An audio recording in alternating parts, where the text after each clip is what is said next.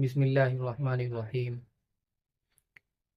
اللہ تبارک و تعالیٰ کے نام پر خرچ کرنے کی بہت بڑی فضیلت ہے، لیکن اس خرچ کرنے پر ہمیں ثواب کس صورت میں ملے گا، اس کے لیے کیا شرائط ہیں؟ تو 4 شرطیں ہیں کسی بھی خرچ پر ثواب ملنے کی۔ سب سے پہلی شرط تو یہ ہے کہ آدمی کے اندر ایمان ہو، کہ ایمان کے بغیر کوئی بھی نیک عمل اللہ تبارک و تعالیٰ کے یہاں قبول نہیں ہے۔ دوسری شرط یہ ہے کہ حلال مال سے خرچ کیا جائے، اور تیسری شرط یہ ہے کہ اس خرچ کرنے میں ریاکاری نہ ہو، دکھاوا نہ ہو۔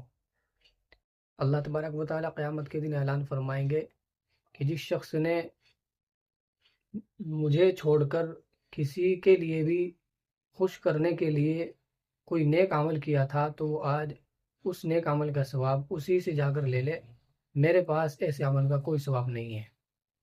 تو ریاکاری نہ ہو، دکھاوا نہ ہو۔